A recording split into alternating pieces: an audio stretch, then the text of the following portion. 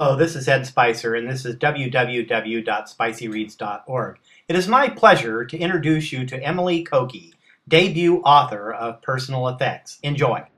Emily Kokie, welcome to www.spicyreads.org. Thank you. Please tell us about your new book, Personal Effects. Personal Effects is a young adult novel about a teen boy named Matt Foster, whose brother has been killed in the conflict in Iraq, and he is grieving his brother pretty hard. And when his brother's personal effects arrive, he learns he might not have known his brother as well as he thought. How does it feel to have your baby coming into the world? It's thrilling, it's exciting, it's a roller coaster. Taking something I've done very privately and putting it out there has moments of anxiety attached to it. You said roller coaster, and I'm imagining straight down, real that you're on this fabulous fast ride, and on the other hand, where's my stomach at? Absolutely.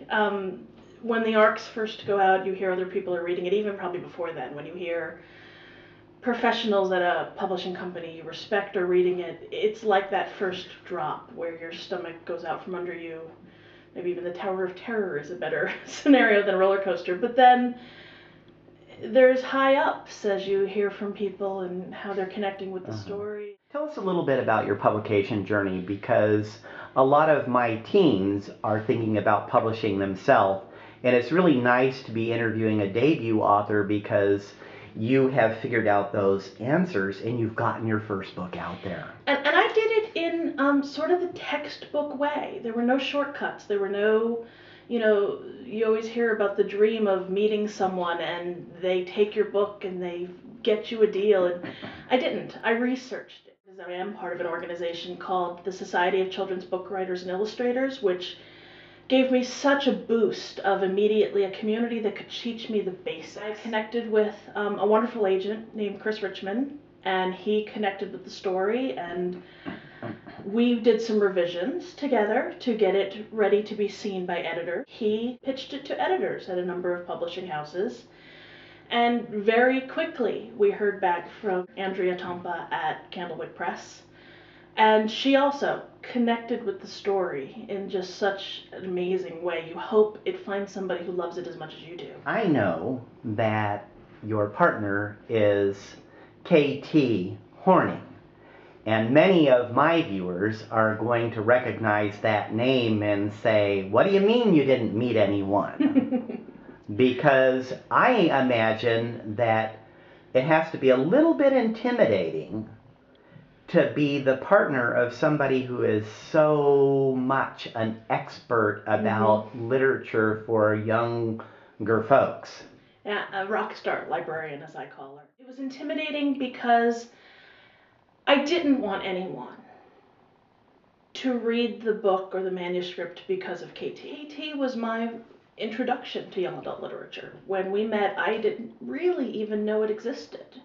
So I was so used to discussing books with her that when we talk about books every day, that it's just such a part of our lives that I don't think of her as the rock star. So I had to get up the nerve to say to KT, I think what I'm writing might be a young adult novel. Will you read a little bit? Don't tell me if it's good or bad.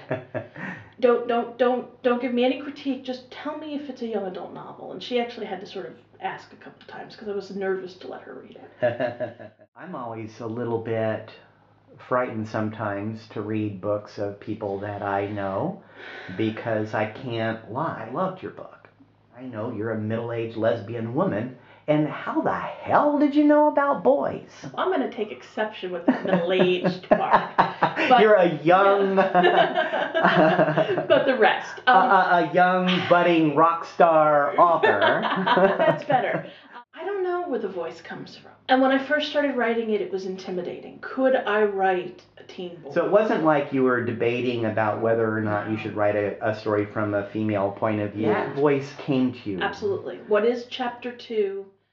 A large chunk of that was the first thing I wrote of this book. The original first line was, "It felt good to hit someone." The thing that really strikes me, the confusion that he had with Shauna over, now do I like her?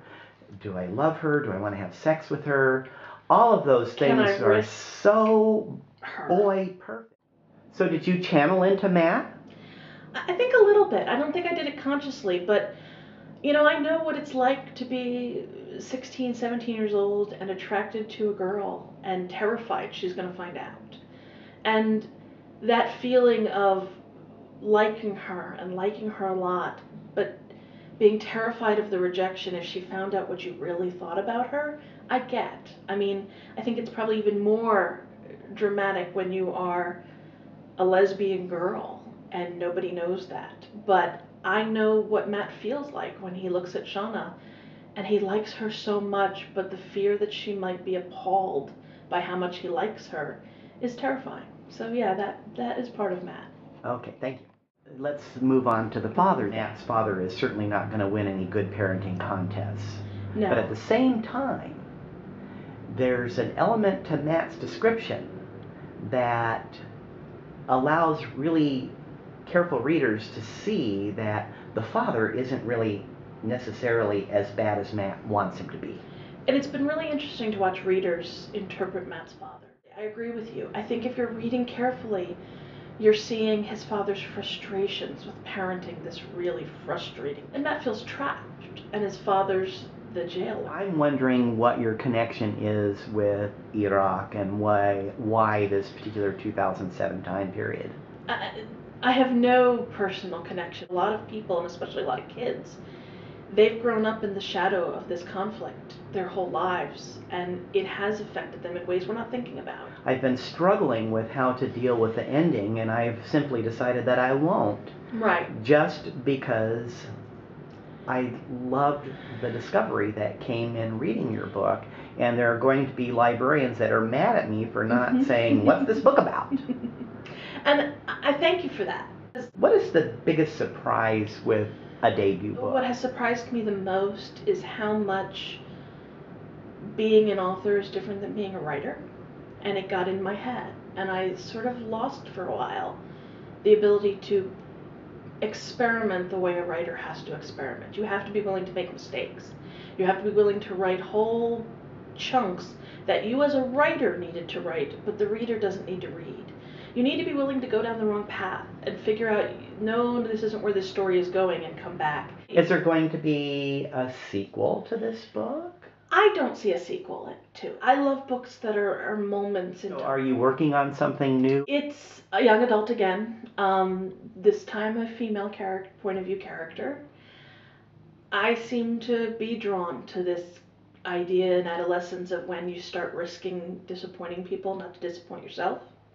And I think that theme is here again. And an elusive character. Some characters don't want to show you everything at first. And a first draft for me is almost exploring a character. And then I have to start making author decisions of what I want the plot to do. In fact, you had told me that you struggled with personal effects because you saw Matt as a college student. I did. And then realized that he's that working class construction worker kind of boy. The first couple drafts, I thought Matt wanted to go to college. I have 50,000 words of school scenes that didn't make the finished book. It took me a long time to realize that you get the first draft down, but the magic is in the revision. And the revision is what I love, and the finding the right words and correcting the mistakes and the missteps, and the revision process is where the hard work is. Your book will come out as a finished book this fall, correct? September 11th. September 11th. I'm wondering if you've received any early teen response to your book. I have. I've heard from a couple of teens. I've had one in particular who told me that she's going to put the book in the hands of a male friend who's struggling with a brother who's thinking of enlisting. And I heard from another teen who loves Shauna and wanted to be in Shauna's world more and wanted more of Shauna. Emily, thank you so much for appearing on www.spicyreads.org. Do you have any last words that you would like to say to viewers? Read. Read as much as you can. Read anything you want. Thank you. Buy this book. It's awesome. Thanks, Ed. Once again, that was Emily Kokie, debut rock star author of Personal Effects.